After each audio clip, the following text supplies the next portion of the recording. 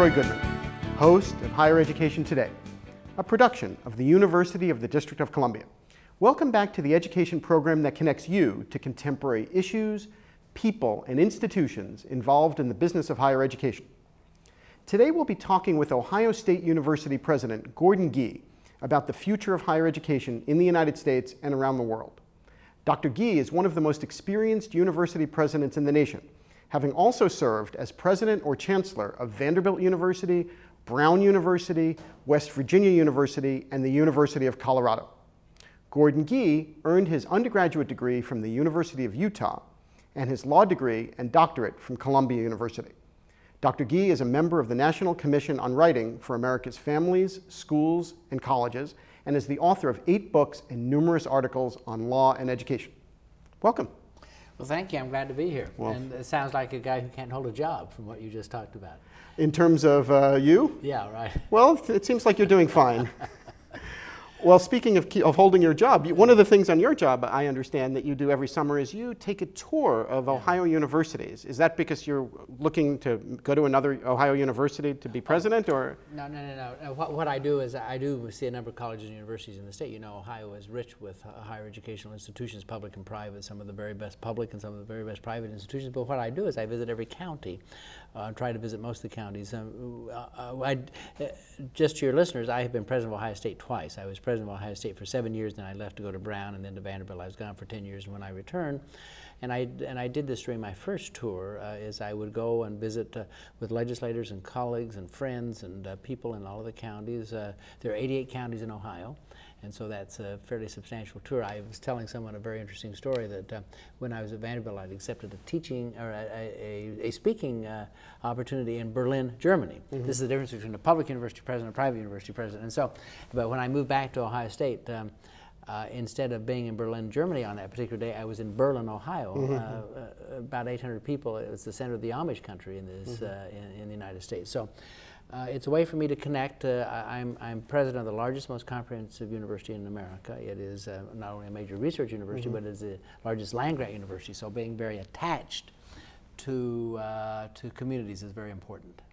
And well, I wanted to put that in some context mm-hmm. for our viewers. Mm-hmm. You have over 50,000 students. Mm-hmm. We have 65,000, right. Including the satellite campuses. Mm-hmm. Right. And you have well over 10,000 people who work in professional capacities at the university as well. We have 40,000 faculty and staff, right. Faculty, including staff. That's right. a lot of people. So right. that's a mini city, and you're essentially a mayor or a governor in that regard. Sometimes I feel like a mayor, sometimes I feel like a governor, sometimes I feel like a piñata. So it's just all according to what is happening on any given day. Yes, it's you know, Ohio State budget is $5 billion larger than the state of Rhode Island's, and mm-hmm. probably in better shape in some ways. But saying that we're not in a business. Mm-hmm. We have multiple things we have to do. We have to do very well. Our business is the business of ideas, and so we always have to remind ourselves of that. Well, and speaking of the issue of ideas, I mean, that's one of the things I was hoping to talk to you about today. It was the role of a university in the United States going forward. I mean, there's been some discussion about whether or not universities should be about ideas, or whether or not they should be about helping people get jobs, or whether or not they're about helping states and cities, deal with economic development. Well, I think Ohio State is all of the above, mm-hmm. And I think the most really significant university should be about all of the above. The issue is this: in the past century, in the 20th century, we really had this kind of divided notion. Universities were places you sent your kids off to mm-hmm. Have a good time, join a fraternity and sorority, sing Kumbaya, and come home and get a real job. In this century and at this time, as we compete in the world, and the world has become very small, universities are to this century what the smokestacks were to the last century. That is, that in order for us to compete economically in the world, we have to have better ideas, and we have to turn those better ideas into jobs. Mm-hmm. And it's that notion of creativity and then job creation that really does come together with the American university, and particularly with the great public land-grant universities. But do the ideas really, does that really happen? I mean, you're one of the great university presidents, but does it happen on every campus? I mean, we have well over 3,000 colleges and universities in the United States.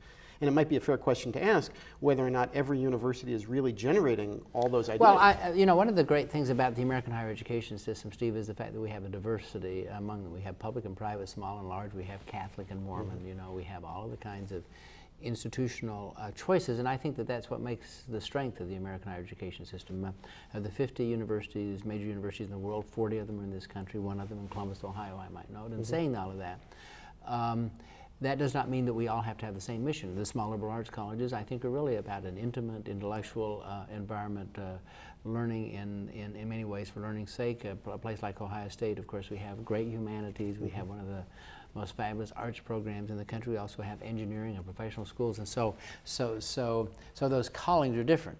But in the end, education is about creating an educated citizenry. It's about teaching people how to ask the right question. It's about creating ideas so that people can be challenged and move forward. And our community college, which, by the way, I mean, here I am the president of one of the major universities in this country, and I believe that the most important higher education institution in the country is the community college, because it is the front door to the American dream. So many people gain access to the American opportunity through those community colleges, and they have a very particular role to play. But speaking of the community colleges, then, do you have a way for community college students in Ohio to take their credits and then apply them to OSU if they transfer? We have articulation agreements, but we've just announced a wonderful program with our local community college at Columbus State, in which we have a very integrated pathway. You know, you go there, do 2 years, come right onto the university, no kind of waiting, no issue in terms of what you do. We are just created, in fact, we've created the first one in the country, a medical pathway through community colleges, because very often kids will go to the community college and say, well, you know, I can't be a professional necessarily. I have to do all this other kind of work to be a lawyer or doctor. We're working so that these kids coming through the community college doors will be able to have access to our medical school. So there are a number of pathways that we've created. And I think we should have more of those pathways. Absolutely. Absolutely. The issue is this: we got to get over this notion that it's K through 12, and then it's undergraduate, and then it's graduate, and then it's going on about your business. The educational system in this country should be seamless. It should be pre-K through life, and we need to make certain that they're integrated. And the word for me is most important is the word partnership. I think that the notion of partnering with institutions, public, private, with business, with government, whatever the kind of partnerships are possible, we now need to create synergies among ourselves. But do you think we're doing enough partnerships? I know you are at OSU and as a president, but I mean, when you look at the educational landscape around the United States, do you think that universities could do a better job of that? Absolutely, Steve. I think that the thing about it is this is a challenging time for this country. If I'm right that the American higher education system is going to, in many ways, be the economic engine for the future of this nation, and also the cultural and social engine, then we need to rethink what we're doing. I go through this battle all the time. The American university is not broken, yet it is. And the reason is the fact that we tend to be very, very committed to the way that we have done things. I think that the notion of reinvention and re-engineering and recalibration about the educational system is an enormously important opportunity we have right now. And given the fact that we have no money, then we ought to have more ideas in order to figure out how we use the resources that we have wisely. But we do have money. I mean, if you think about OSU in terms of how much money Ohio State has in its endowment, you know, my basic research shows that you have approximately somewhere between the GDP of Malawi and Barbados. That's a lot of money. Well, it is, and it's a lot of challenge, because what we also want to do is want to be one of the premier institutions in this country in terms of the educational opportunities we provide. We also want to be very affordable. It's that notion. So therefore, we have to make certain that we are not about charging students just for charging's sake, but it's rather about providing a great educational experience at a premium cost, if you will, in the best sense of the word. But why couldn't we use more of the money from the endowments, not just at your university, but at other universities, to pay down more of the financial aid budgets for students? Well, I think a number of institutions do. You know, what we did is we turned on a dime. We turned on a dime when the recession hit, when this latest recession hit, which in my view is not a recession, it's kind of a resetting of the American economic system. And instead of just starting to raise money, we raised money for student scholarships. That was what we did. That was our sole focus in life. Our goal was $100 million to support students in these difficult times. We called it a student first, student now, and we did that. And so a number of institutions, I think, are realizing that their endowment needs to become more of a weapon for for good in that regard. Fair enough. And in terms of different majors and using money to kind of reset the American landscape, one of the things that there's attention, as we alluded to before, was the issue of jobs versus just ideas. And I'm sure you've seen the study about the decrease in the number of students who are studying the humanities throughout the United States. How can we use either the resources of Ohio State or other universities to encourage more students to at least think about the humanities? You know, what we've talked about is kind of the STEM areas, science, technology, engineering, mathematics. I think what we ought to be talking about is STEAM, science, technology, engineering, the arts and humanities, and those other kinds of areas. In other words, this notion that there is a bridge between those. That was C.P. Snow's notion, you know, the two cultures and a variety of other things. I think that the humanists sometimes are their own worst enemies. They kind of get into the Eeyore mold, oh, woe is me. But rather, what we really discover is the fact that the kind of broadly educated citizen is where, and citizenry is where many of the people seeking jobs want to find students. Certainly we find that at Ohio State. Ohio State ranks in the top 10 in terms of people, institutions coming to our university to hire students. We also rank in the top 10 in terms of corporate CEOs in this country. And very often you find out that these are folks who have had humanities and social science backgrounds. And I think that we overthink this sometimes. We really do need to say it's all about the educational experience and teaching people how to be able to ask the right question, how to work hard, how to think, how to be creative. And then, yeah, there are some training issues. You know, you can't make a historian into an engineer overnight, but you certainly have other kinds of options, I think. But can we spend more money to encourage people to do that? I think we should. I mean, I am a great believer in the humanities and the social sciences. You know, in this time of very serious recession, one of our significant goals as a university was to take a leadership role in terms of the arts and culture. We are the home, in the middle of this recession, we became the home to the to the Royal Shakespeare Company. But this is an interesting notion.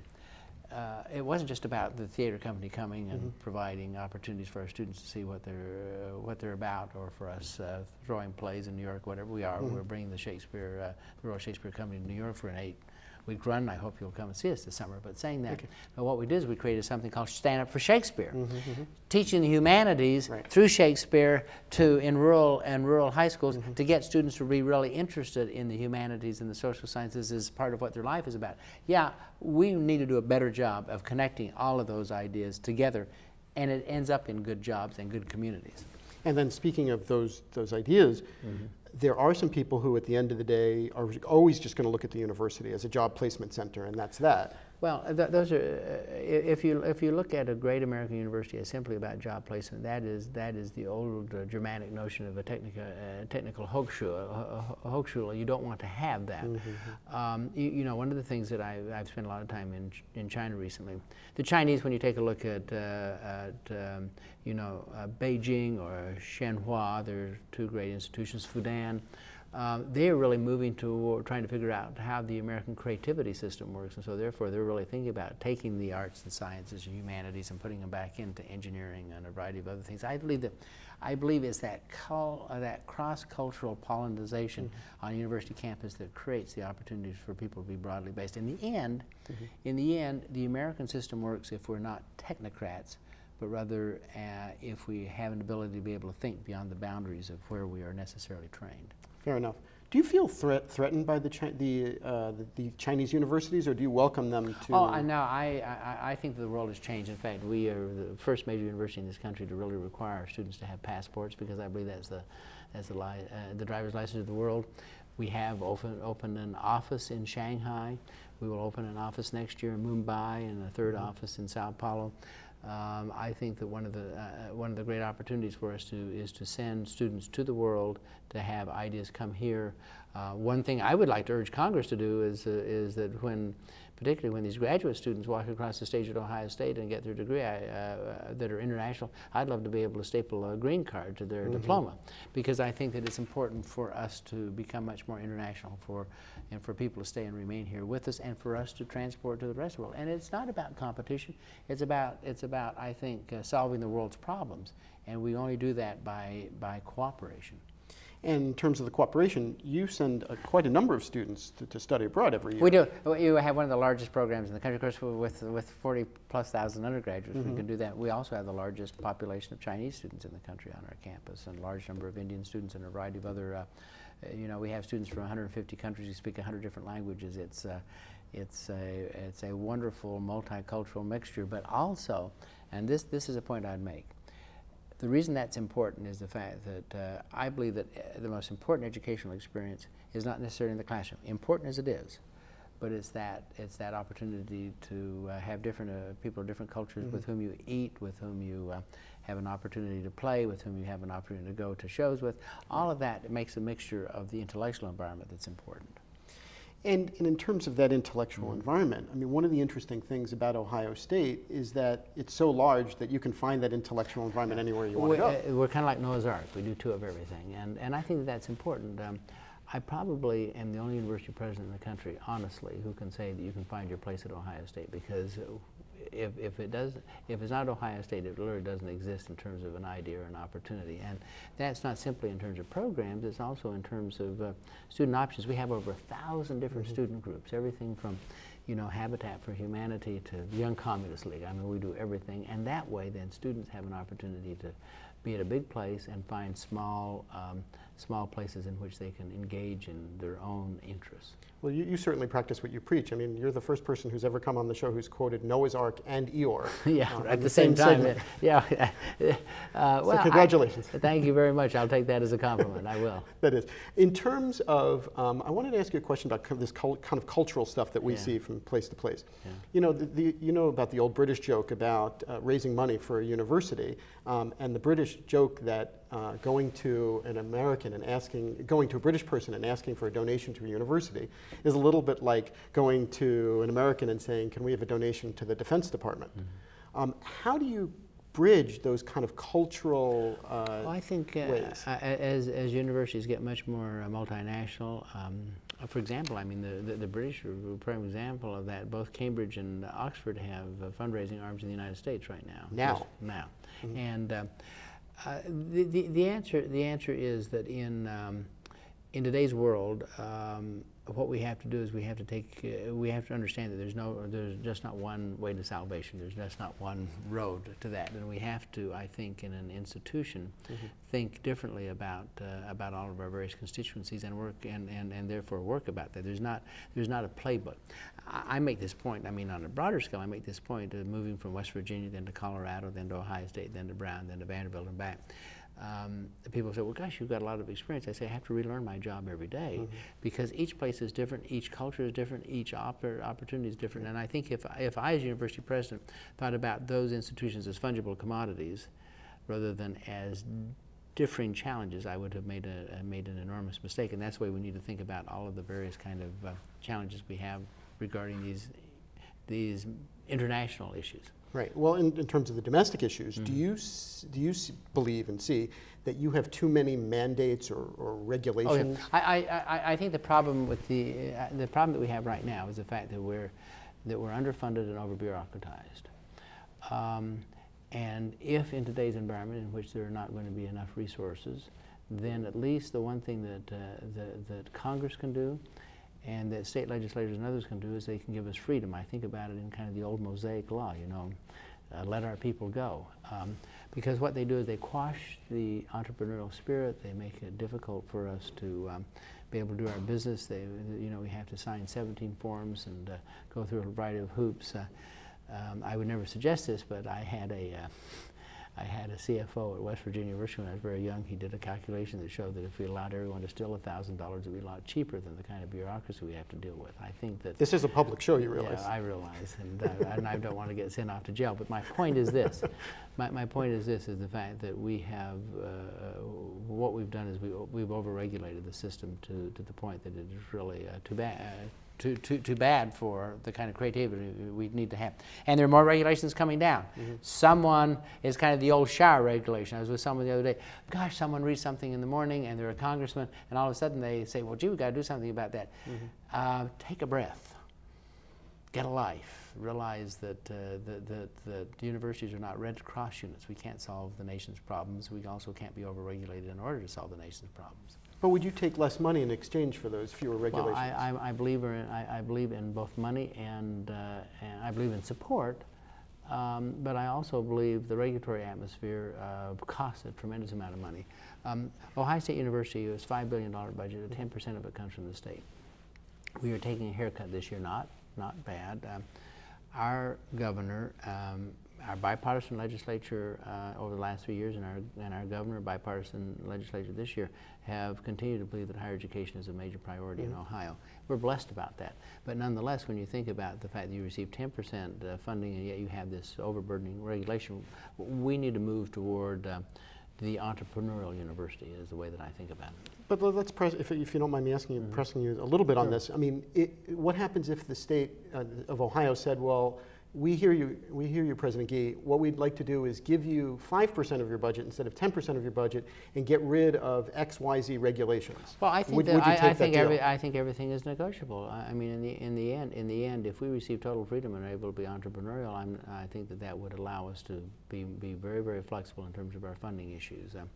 And the answer is, I'm not going to negotiate with you on this stage, but I would negotiate with anyone about the ability to be able to meet the educational needs of our students and be able to be very aggressive in terms of what we're trying to accomplish monetarily, fiscally, however you want to say it. And I realize that I'm not the governor of Ohio, and we're not having a kind of backroom discussion about OSU's budget. But what I am trying to raise this point on a national scale and the answer is on a national scale and on a local scale. I think that what we have to do is, in times of limited resources, we have to provide opportunities for people to not have as much funding, but to be able to create more funding and more support through their entrepreneurial activities and through ability to be able to have much more freedom. And that's the answer to your question. Fair enough. And in terms of the entrepreneurial aspects of your job and OSU generally, do you think it's a conflict of interest to have more corporate ties to different universities? I think absolutely not. I think that those days are over. I mean, the old days of the isolated, arrogant university are over. We need more partners. In my experience as 30 years as university president, I've never had a corporate CEO come to me and say, listen, I'll give you money if you'll come up with the right kind of result.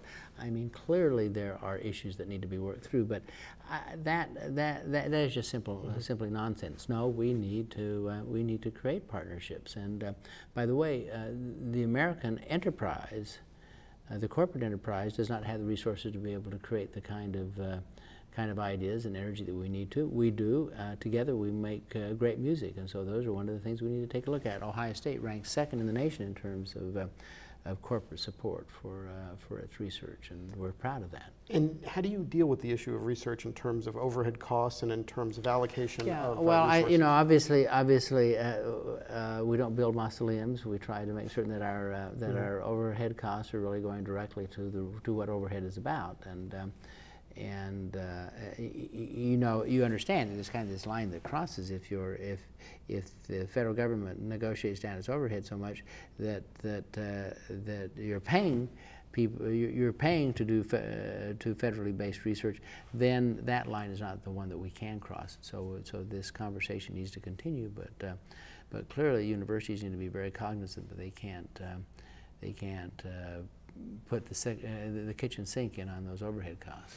Do other countries deal with overhead costs for basic and applied research in the same way that we do? No, we're a unique system. In the late 1940s, a man by the name of Vannevar Bush came up with the notion that we would have these funding agencies and that we would turn for basic research in this nation to the American university system.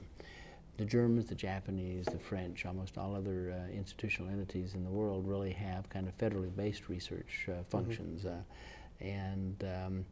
And because of that, we're quite unique. I think, by the way, that it has proven to be one of the great powers and strengths of the American economic system, is to have this notion that really bright people on university campuses can create ideas that will then connect to opportunities in the economic sector.